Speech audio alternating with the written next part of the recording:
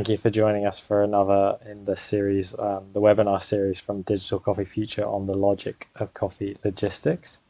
This is one of 3 events spread across May and June. And today we're going to be having a panel discussion on concrete examples, showcasing specific cases, specific case studies of digitalized logistics. Yeah, we really welcome you here this evening or this morning, wherever you are in the world. By all means, use the chat function to introduce yourself, to say hi, but also please use the question and answer section. We'll be having a discussion first, and there'll be later time for Q&A, so please put your questions in the Q&A. For those of you who don't know, my name is Stuart Ritson. I'm the Director of EU and UK Sales for Osito Coffee, and I'll be moderating this session. We have 3 people joining us in this session. We have Kume Chibsa from Afrovalley, a service provider working with farmers in Ethiopia, helping with logistics, but all sorts of other things as well, and working with roasters and exporters, importers. I'm going to butcher everyone's names, so apologies in advance. But Maria Mercedes Grajales from Col-Spirit in Germany and Colombia, an exporting and importing business working with Colombian coffee. And Kenean Dukamo from Daye Bensa Coffee, based in Ethiopia, working with farmers there as an exporter. They'll be our speakers today. So please give them a digital warm welcome. I don't know what that means these days. Maybe there's a emoji for that. But yeah, anyway, a few things before we really get going. Firstly, there is an option to choose your language. Obviously, this session will be conducted in English. However, there is a Spanish live translation available. You can do this by clicking on the world icon below. This webinar will be recorded. We will be publishing the recordings at a later date. The panel discussion among the speakers and the moderator will be followed by this Q&A I mentioned before. So yeah, please feel free to leave your questions in that tab. I'm going to say that as many times as possible. Don't leave them in the chat because I might not notice them. And please accept my apologies in advance if we don't get to your specific question, but all notes and thoughts are welcome. So finally, the most important thing to a certain audience is the sponsors. We really couldn't do this without sponsorship. And so we'd like to say a big thank you to Crop Conex, Savor Brands, Coffee Friend, and Merson, and to our media partners Roast Magazine and Barista Magazine. So, with nothing else to say, I guess one thing I would like to say is just that this is the second webinar that we initially 2 weeks ago talked about logistics challenges. We had a few different guests on that session, and that session will be available in the future to watch back. Where we were talking about how logistics has changed, the challenges that are present now, especially the challenges that have become so noticeable since Corona, since the pandemic began. So yeah, we hope you can watch that on another occasion, but please give us your full undivided attention now as we take a deep dive into specific experiences and more concrete examples that connect logistics with technology and digitalization. So for the first question, I'd like to turn to Kenean. And I would like to invite all the guests tonight to also briefly explain the work they do, because I think that is relevant for everyone listening. So why don't we quickly just do that? If everyone can introduce themselves, starting with Kenean and then Kume and then Maria, and explain a little bit of who you are. Thank you. My name is Kenan, and I'm based in Addis. And I work for Daye Bensa as a export manager, and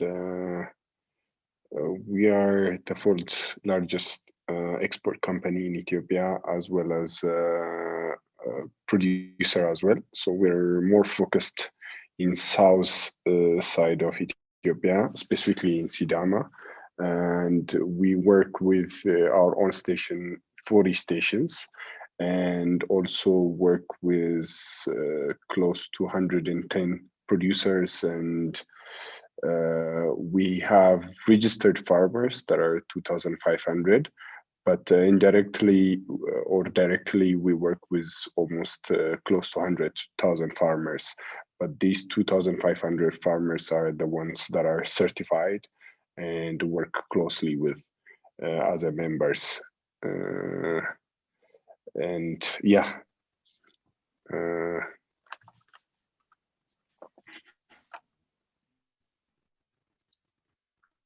Thanks, Kenan. Should I proceed? Okay. Hi, my name is Kume. I'm based in Addis, Ethiopia, same place as Kenan. My company is called Afrovalley. I'm the founder and the CEO of the organization. My organization is a bit different from Kenyan. We are more a service provider to empower and enable farmers, mostly in the Oromia region. And our job is basically to capacitate farmers so that they can be able to trade with international farmers directly. And we're driving more a digital approach so that we can actually leapfrog. So the services basically covering trade and logistic aspect as well, and making sure also farmer social welfare is covered along the line. So that's about it. Thank you. Thanks, Kume. I'm Maria Mercedes Grajales. I'm from Colombia. I'm from Armenia, Quindío, if anyone knows. I'm a farmer, 5th generation, so I was also actually the one in charge to taking the farm from my grandfather and changes from conventional to specialty coffee. I also founded a company with my now husband, Andreas, and we have the export from Colombia, and we have the importing here in Germany, where we also have a warehouse and we distribute to the European market. So that's us. Okay, so the first question I have is for, I still feel like I can't get your name right, Kenan? Kina. You're gonna have to say it again. I'm really sorry. Kenan, but Kenan. don't worry about it. It's way more simple than I think. They unfortunately, we've got me who has no Amharic or Spanish abilities. But I'd love to ask you, you've been working extensively with coffee exports, as you've mentioned. That is what you do, and you have a deep experience with IT solutions as well. And so I wanted to ask you if you could share a little bit about this digitalization process that you've started at Daye Bensa, and why you started it, how that's going, and yeah, I'd love you to explain a little bit more of that. Thank you. We started the digitalization process a few years ago. I think right before COVID hits. I think it's I would say 2.5 years and 3 years ago. So originally, how we keep track of our logistics and inventory and all other this operational records are like on manually mostly and on Excel. So when we look at to to scale up the company and digitalize things, and we were looking at some softwares. So when we look at to change things within the company, when we look at softwares, they weren't suiting the need of our company. Most of them, like they're the softwares that are on shelf mostly. So we decided to come up with like a homegrown solution. So we laid out to have a spreadsheet, Google spreadsheet throughout the organization. So we convert all our manual and Excel way of doing things. Also, when something arrives or on the way, we would send each other message, text message, and things like that. So it took away everything when we built the system that way, because that is online and there's a lot of we're able to utilize the most of the features on there. So everybody has their role and things like that. So that has created visibility toward what we're doing, and it also created collaboration between departments, and they help us to plan better and to be also data driven. There are other softwares also that able to help us analyze real time. So it was helping us to also forecast and plan and to be more data driven. But few months ago, I have actually rolled out to our management to actually build a software for the company, and they were like, "Is there anything better than this?" So yeah, I explained and proposed to the management to able to increment our system into having a whole built out software, a web-based software for our company, which is ongoing project now. So with that, the issue we faced as we doing with Google Spreadsheet is it was difficult to scale up, even though it has gotten us the last couple of years, and also moving from table to table and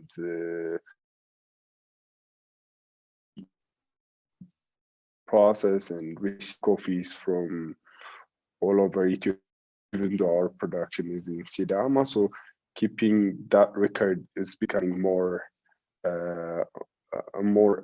unscalable with the spreadsheet. So that's when we decided to move to the new system now that we will be completing in a few months. So that's one of the reasons why we started to digitalize this, because we have already seen a difference with what we did as an online Google spreadsheet, and now we're also taking that a bit further. I'll be discussing about the new software also later when we start to discuss about how we have the latest system working. But this is how we started. It's from the problem that we face to scale up, and also to know where our coffees are, and we have to keep making communication with our team or with the farms team. Some days also they might not have or like internet or phone connection. So it's been a very hectic before we implemented this system. Now everybody's on the same page, but the reason why we decided for this is to take actually how we operate and to take that to next level. Okay. It's really interesting to hear about the communications aspect, and also how you're working with the exporting side, and obviously that can get even more complicated when you have an exporting and an importing business. So I'd like to ask the next question to Maria. And that is that as your exporting and importing business connects coffee produced in Colombia with roasters here in Europe, what have been the needs for you and your business to start looking for a digital platform that could support both of these operations, both the importing and the exporting side? Yeah, thank you, Stuart. It's actually like very good question, because as I was saying, when we started, it was, okay, we have this farm from my grandfather. What do we do with it? We have to start with specialty coffee. That was something we knew. And at the moment, it was only like, okay, let's take our coffee, try to sell it in Europe. I was, let's say, relatively straightforward. So Andreas is German. We were checking in the German market, okay, knocking doors. It was relatively easy. I knew how the farm behaves, the harvest, how many coffee we had, how much can we process, and let's say it was clear. As soon as we start growing, I come from, as I said, Armenia. It's called the coffee access. So a lot of friends were like, oh, I heard you're doing this with your farm. Can you take my coffee? You know, we're also trying to export. We're also trying to do something like that. So we started like growing, and we started reaching more and more roasters in Europe. And we realized that the best way of actually having better prices is to have a little bit of more volume of the containers. So it was a way that Andreas was talking with the roasters, like, okay, let us know what's your yearly planning. Okay, how much do you want to have of, let's say, a more conventional but still very good coffee? So he was planning also kind of like in an Excel, like, okay, this roaster wants 100 bags, this roaster wants 50 bags of this farm, this coffee. And then he was telling me, like, Maria, this is what we have to plan for the year. So I was checking with the farmers, with the harvest, and we were, let's say, somehow handling. But at the same time, being in Colombia, like with all of this new process, specialty coffee, natural fermentation, competition coffees. So we were also focusing on, okay, let's take this micro lot and stuff here from the exporting side. And sometimes we were losing sight of what's happening in the warehouse in Germany. You know, the coffee's running off, and then the client needs the coffee, and it's like, oh my God, okay, we need 3 or 4 weeks to actually export. So that was the moment that we said we need a solution that we can actually integrate, something that is managing the inventory in the warehouse in Germany, that gives us enough time to plan to actually export the coffee from Colombia. So it's kind of like something is happening or is going to be missing in the future in Germany, that we can plan around the exporting and everything in Colombia. So that's when we actually realize, when we start growing, and also with different products, I would say, okay, need to go digital and find a solution.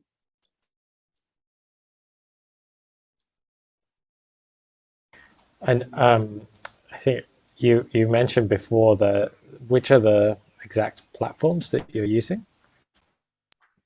Yes. So for Germany, we're using Central, and in Colombia, we cannot use the same because we have some legal difference. Like, we have to use something that is actually approved by the tax agency in Colombia, which is called DIAN. So right now we're not using an ERP system, but we're using, let's say, like a planning that is called Monday. So that's what we use in Colombia. Okay, thank you. So in a sense, what Kume is doing, as far as I understand, is a little different. As a service provider, you're looking to support transparency along the value chain. Sorry. Could you share a little how logistics is a big part of your digital solution? How logistics fits in with what you're doing? Maybe you could talk about some concrete ways that your platform connects with logistics. Yeah, thank you so much for this opportunity and for the rest of the speakers. So, as you said, my project is connected, but it varies a little bit because we provide services to the farmer, and also the way we started the project is basically to support the farming community, because the farming community in Ethiopia composed of 80% of the population. So for us, community development means farmer empowerment. And when you do the farmer empowerment aspect, you need to look at the end-to-end aspect as well. So when we support the farmer, so there is the income improvement, there is the self-confidence, there is the market understanding, and also food security. So that was our initial focus. But then in order to do this, there is different components that are connected across the value chain. So as you said, the trade aspect, empowering the farmer to connect directly with the buyer, language, communication, digital adoption. So there is that aspect. The second aspect is, how do we capacitate the farmer so that he can follow up the logistic until the end, until it delivers to the buyer? And then when you go to the buyer side, there is also major issues when it comes to Ethiopia coffee as well. Transparency and trust is one of the biggest complaints that you hear over the research, even hearing from lots of clients. And the transparency issue, and then also the trust issue, and then also there is the cost and the pricing that you often hear. So for us, looking at all this, so you need one to support the other. So it's not like something that you can look at separately.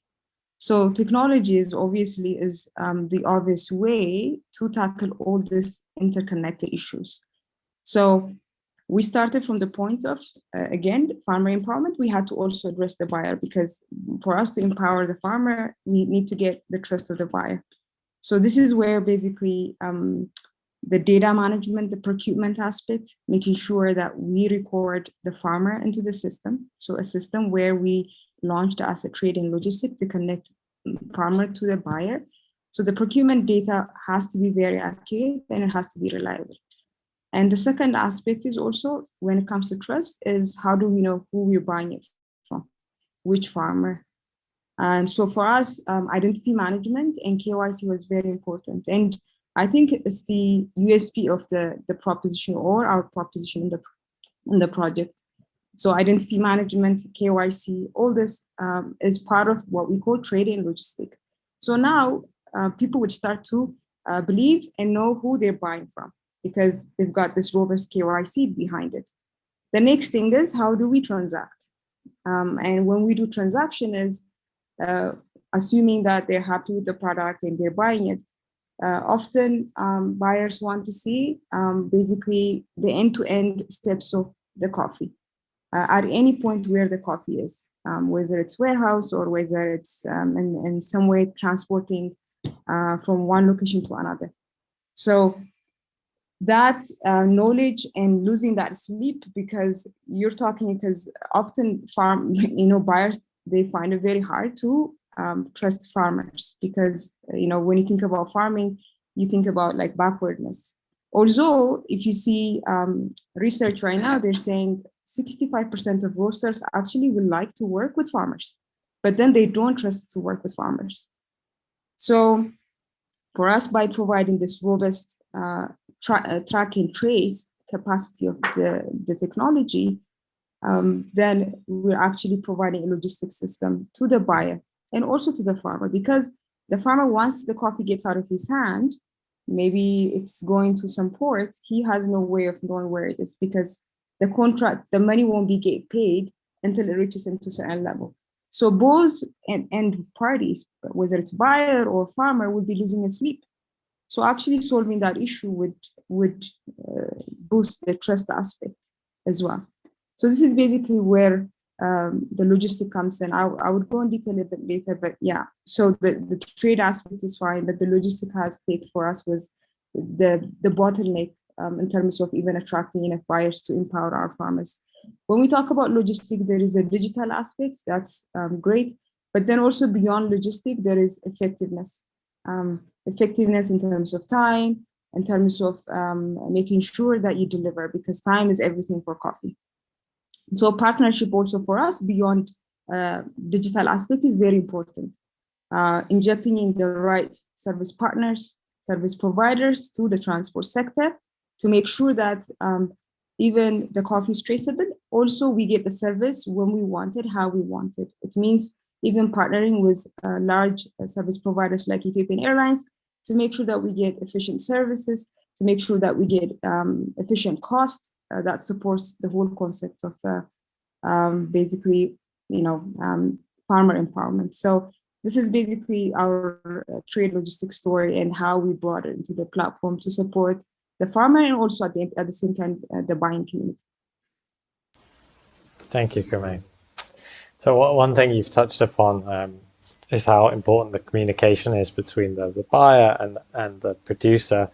But one thing that I'd like to explore a little bit with Kenean is how he envisages the interaction between the internal team, between the team at Daye Bensa and the buyers, the clients, once the digital operations that you're working on are actually fully set up. How do you see your team working with the system? How do you see the clients working with the system? What are the goals for digitalization for you? Thank you. I think when it comes to always like bringing something new when it comes to digitalization is there's always resistance like toward users, end users. So we have to also tackle that. Like it has been difficult even previously from my experience. Like when you bring anything new, even like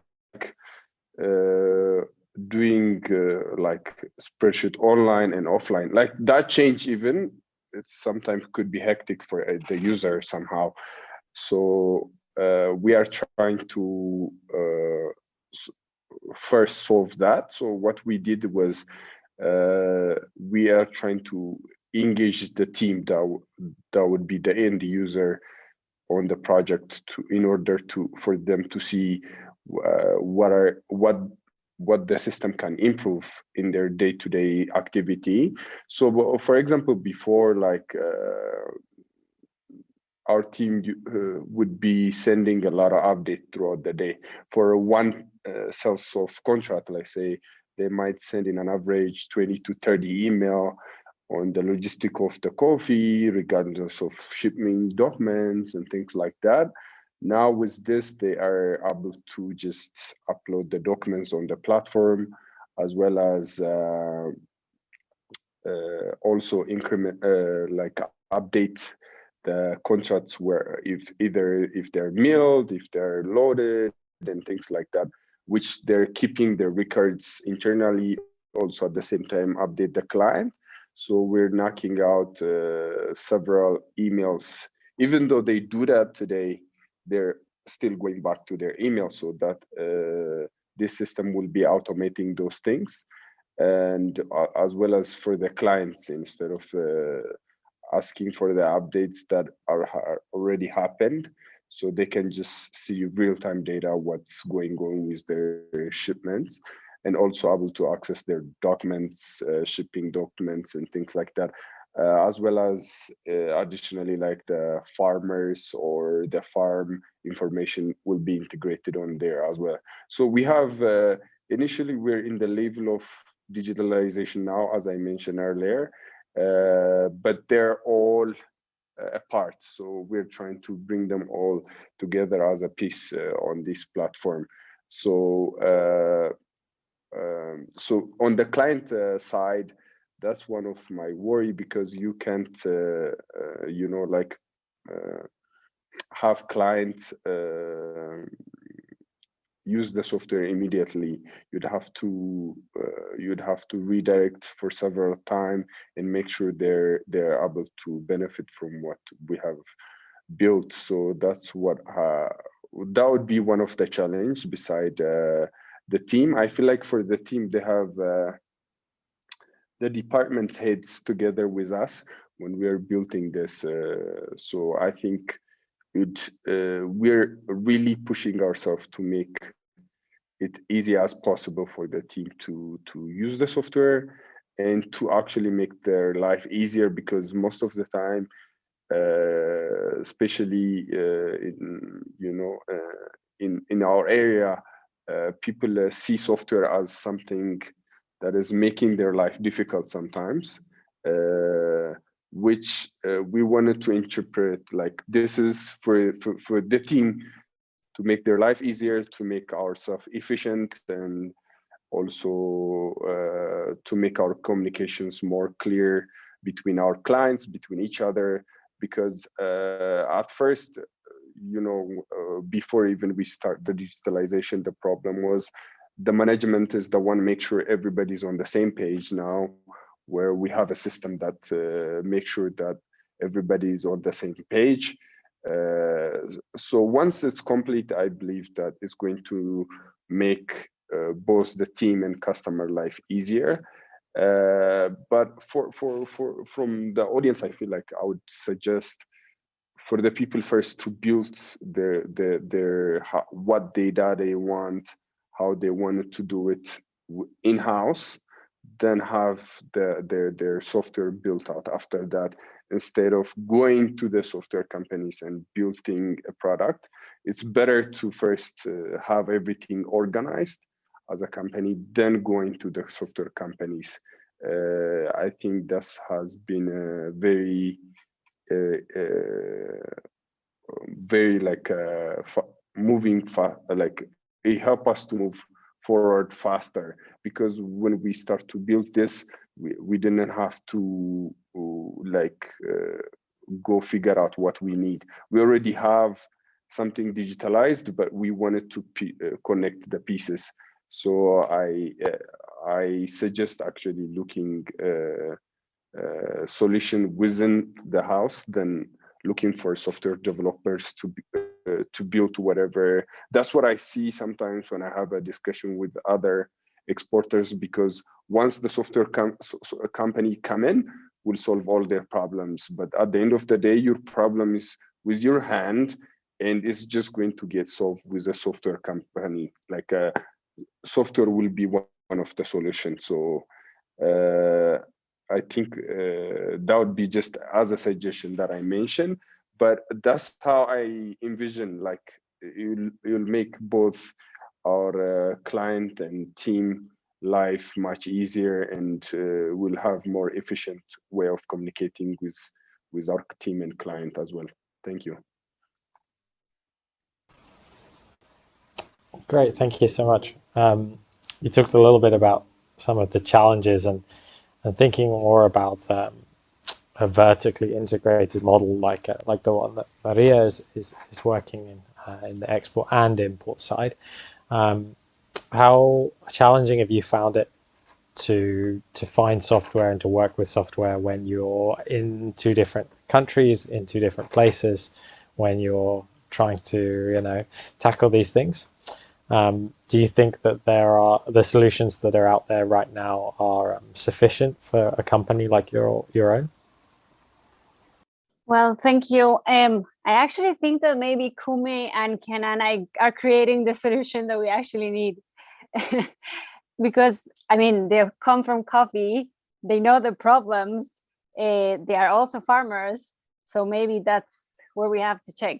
But yeah, like before we met them, before this amazing opportunity to actually know what's happening out there, when we were saying, okay, let's use something, as I was saying, when we're using Central in Germany, we said, okay, this looks great, it's an ERP system. Okay, let's check if we can do it in Colombia. And then the first problem was like, okay, besides legal issues, it's in German. So my German is actually not that good. And sometimes like the translation to English is also not perfect. So it was like, okay, that's something we cannot use in Colombia, definitely because of the language difference. And then you search for other in Colombia, and it's also the same, like they are developed mainly in English. And like there's many details that you actually want to really understand what's happening. So even if you are fluent in the language, there's sometimes like maybe this doesn't like feel well. And even if you want to go farther and go to the farmer, that's definitely something that they're gonna tell you, like, I mean, you're expecting that I actually speak English to put the information in the system. So I would say that's like the main barrier, the language. And then if we just go to specifics of the coffee, that's a completely different world. If we talk before COVID, let's say, and before the container crisis, everything was relatively more straightforward. It was easy to know, okay, I take from Cartagena to Hamburg, it's normally this amount of days, I'm always going to get a booking every week, no problem. But right now it's like you start checking and then they say, yes, you have a booking, and then no, it's not there. And then the container arrives to Hamburg and there's a lot of delays.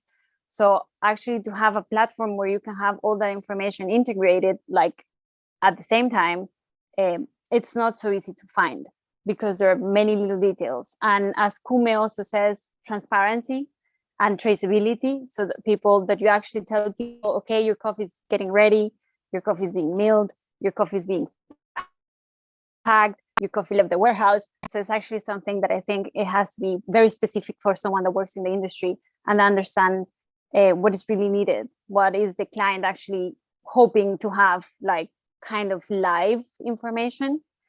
And then, well, what Kenean was saying with the documents. So I'm always actually thinking, yeah, well, when someone orders something, a specific farm, let's say mine, La Cristalina, then they say, okay, I want the info sheets and I want photos and I want everything. So it would also be amazing if you can just have that in a platform where they can actually just, okay, buy and click to immediately have the information. So yeah, we'll see if maybe we can get together these solutions and make something better for all of us. Yeah, that's the dream. I look forward to that day as well. One thing we haven't really touched on, but I'd like to ask Kume about is risk management. So part of the integration of these tech tools is, of course, connected with stronger risk management. And how would you describe this? How this is part of your company vision? How managing that is part of what you're doing? Yeah, thank you very much again. So risk management is one of the trickiest parts, and often that I get asked. So risk comes from 2 points, right? Something that you're not planned and something that basically driven by man or by mistake. So, and then also, how do you make sure on top of it that that you get trust, and that and through that trust that also you make sure the risk is minimized. So in terms of something that comes with disaster and everything that we cannot control, we have the partnership model that I mentioned about, because digital can solve, let's say, 40-50%, but then there is always the integration service that you need to prepare along with it. Tech on its own cannot solve the world problem.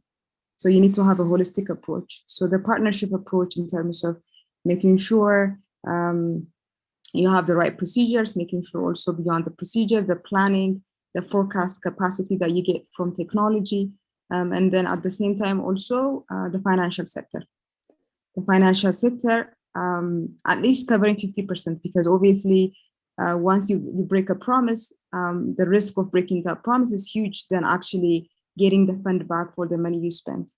That's something that we hope we will never go through that, but with the current capacity that we have, the partnership aspect with insurance companies covers, let's say, the unmanned issues.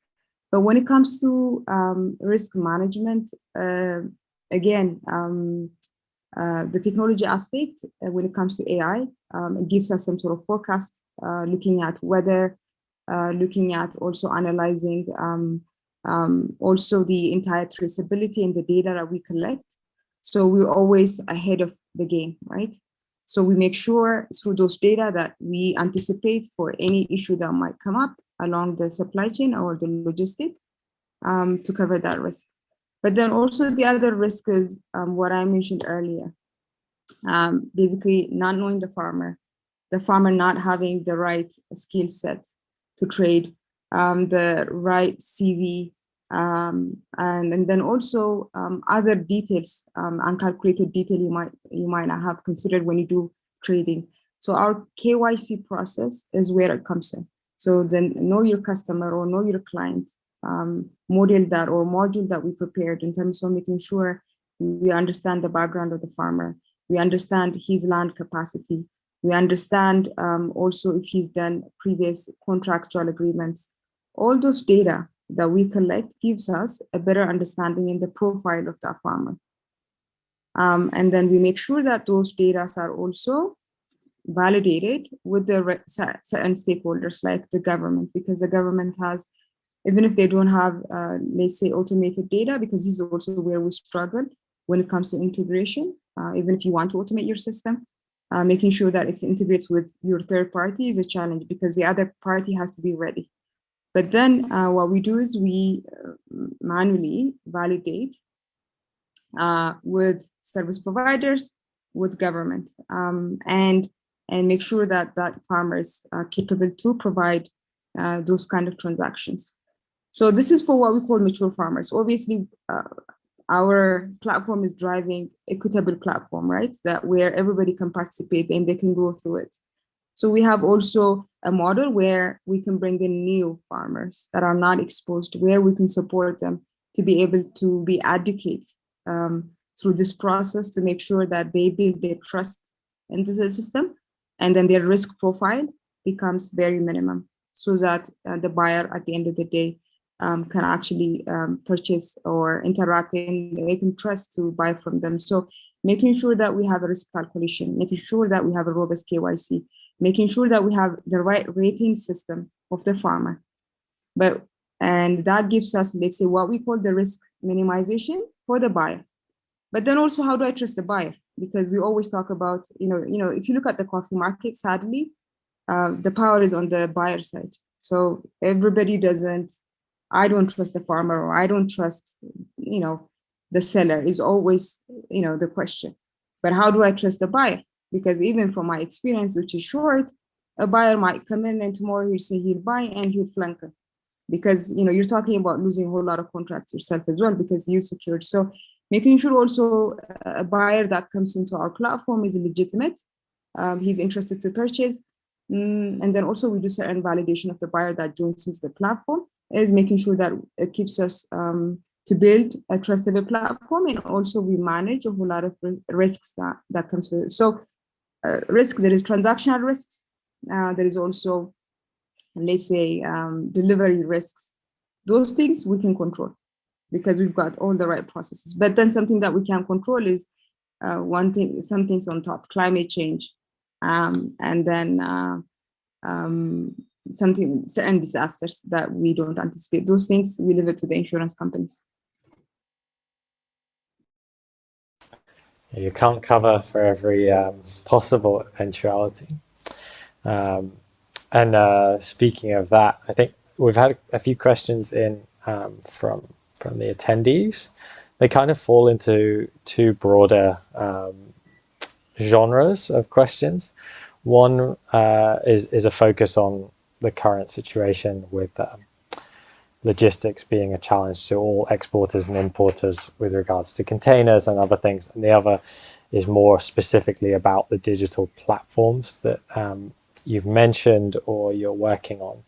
I want to start by doing something that the moderator probably shouldn't do, which is to read a question and then try and answer it himself or herself, if that might be. But yeah, because we had a specific question about why there has been a shortage of shipping containers from Joey, and I think I'd point you to the last webinar we had, which isn't available yet, but please go back and watch that.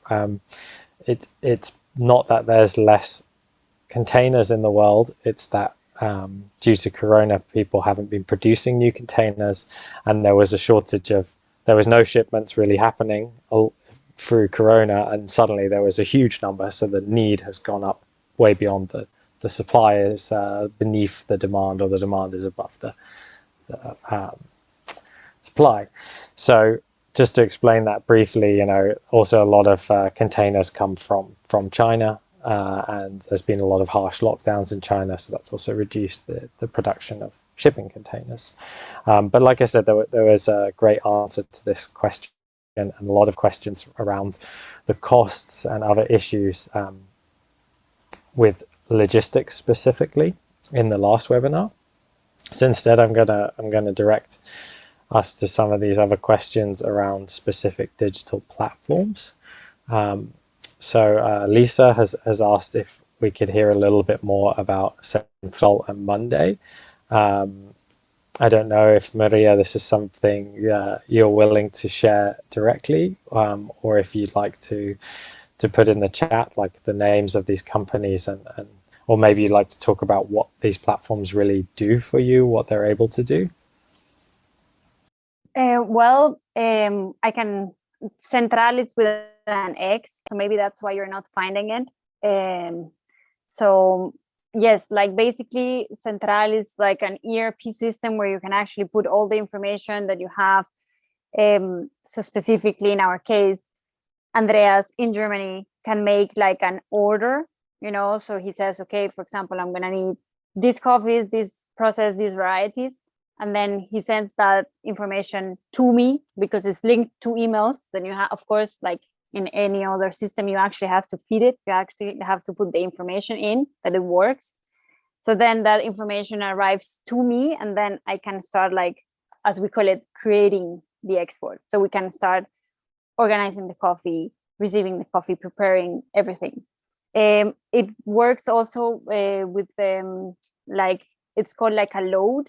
So for example, one farm has like a specific code, and what the system does is you just say, okay, this farm arrives in January, then in March, and then in June, but the system knows where the coffee is located, and then what it's doing is like it's selling the old batches before the new ones, right? So you are selling the old stuff consistently, and you don't have to go to the warehouse and check, okay, it's here, I have to, move around stuff.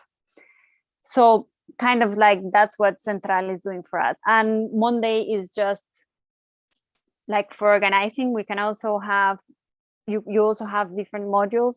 So you can have a CRM, so like for customer relationship management. You can also have like your agenda, like a timetable that you say, okay, this is my project. So you can call the project, let's say, export, and then you put there all the information, like, and then you say, okay, this is done, this is not done, has a high priority, not so high priority. You can link people in the organization. They can receive like notifications like, hey, this is due tomorrow or next week, and like, update. So that's more or less what they are doing, like how they're helping us. Thank you, Maria. There's another really great question. I mean, we've talked a lot today about communication and how important that is between different players in the value chain. And Amaris, I believe is the name, has asked, like when it comes to traceability and risk and trying to share information with clients or customers, have you, I guess I'm going to ask this to Kenean, have you noticed there's a difference between the information you want to make accessible and the information that customers are actually asking for in the process of creating this more digital system? Did you expect clients to want specific things and find out they didn't, or vice versa? Mostly, I think clients want similar information, like most of the time. I think earlier Maria also Kume was mentioning it. So clients once when their coffee is already processed, if you send them samples, and when the coffee left out of our warehouse, when it's going to be loaded, if it's loaded, those are a very basic information they need. So I think most of the time, for all of them, it's pretty similar updates they needed. So we believe that would be the basic updates clients we're gonna give out. But I think as we go through either the second incrementation of the software or so we'd be asking the client what more information they wanted to access. We can mention about the traceability or more about the coffee or things like that. I think that's not the topic here. That's why I wasn't mentioning it as much. But they want those information. That's what I see actually more different requests. Some people wanted like specific farmers. Some people want to know about the station. Some people want to know about number of beds in the station. So it's really different requests. But here on the logistic aspect is they're all going through the same thing. So I think they have the same request, but it could be little bit different, but you don't see as much difference between client to client. But in coffee information wise, we have tried to like limit it. Still, there's so many type of requests and demands toward that. Oh, that is quite reassuring to hear. The things you think people want are the things that they typically want, at least. That leads to another question that I'm going to ask to Kume, and I'm going to switch this question around a little bit. Sharon was asking about whether digital solutions are inevitably bespoke, whether they cannot be used in multiple settings. And I guess I wanted to pose this to you, Kume, because you obviously the whole business that you're running and building is focused on a group of farmers, and the ideas behind it, I'm sure, are applicable in other places. But do you think, for your business, do you think you will grow this to other places? Do you think that's possible? Do you think that climate or language barriers or other things would stop that from being possible? That's a very good question. Even beyond the, let's say, the expansion aspect, even like from a platform adoption point of view, there is different bespoke aspect that you need to constantly drive that customization, right? For example, the question that you asked earlier, how much data is good enough, right? So for us, even the first thing that before we launched, we did a survey. We brought different actors in the value chain. We said, what do you want to get out of the data, like from the farmers, or what kind of data, procurement data will shape your decision making? So we've got some data we built around it. Then when you go through iterative of number of buying process, you learn there is more and more data. But so then we had to learn, we have to start somewhere, and we have to offer probably a customized solution in a different way, right? So yes, depending on the viability of the business, you might need to offer a bespoke solutions, but then sometimes it may not be just by digital aspects. You might need to bring in the agent model, the offline mechanisms to complement it, because you can only do so much with digital. So you need to have integration service to make it more a bespoke. So for me, a bespoke is more a solution than the digital component. So your bespoke solution, for example, how you deal with a distributor, bespoke solution on how you deal with a roaster. It's a different value chain, and it's a different journey, and it's a different user experience, even in terms of how they make a payment. So all this thing, you cannot cover all the permutation, right? So, and this is how for me, the adoption for coffee was a bit challenging, because when we came in, we were like, okay, we have 500 farmers. Now we need to find a buyer. When we go to the buyer, you've got all these varieties of buyers. Each have different logistic requirements, each have different cost pain points. You've got language issues, barriers. And then some of them, as Kenean said, some buyers, they don't want to go to the platform because they're used to this humankind. So for us, we had to think about incentivization mechanisms. How do we incentivize this buyer so that they find it very useful, because it's just that first time until they go into the platform, they feel the experience and they see the difference. So for us, you're completely right. So you need to have a bespoke and an adoption strategy to drive this leapfrog into the digital area for coffee, because coffee is not a close. You don't just go online and buy. It's not retail as a normal retail experience. It's a commodity that has high value. It's a very risky business. So people would like to have that trust that they used to with human being. The switching cost to digital is very expensive. And how do you basically complement that? It requires a bespoke approach and a bespoke solution. But then, yes, we can take this solution. Right now, we're doing another exercise in Kenya, actually. Kenya also has a different value chain.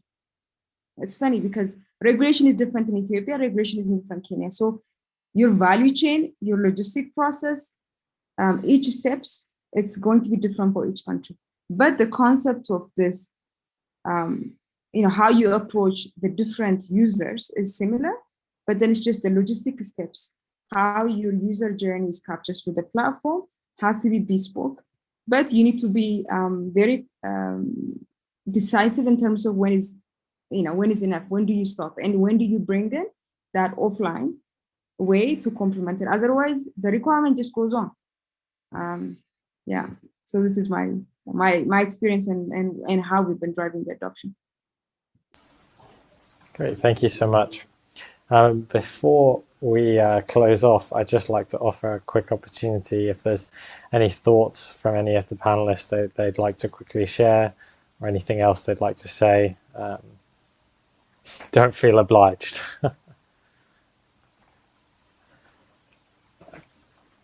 Okay, well, that's good. I just wanted to make sure no one missed the chance. Yeah. So thank you to everyone who was able to attend or is watching this again. And I want to say a quick thank you to everyone who made this possible. Elisa, especially the team at Digital Coffee Futures, all the panelists for joining. Of course, a big thank you to our sponsors, Crop Conex, Savor Brands, Coffee Friend and Merson, as well as Roast Magazine and Barista Magazine, our media partners.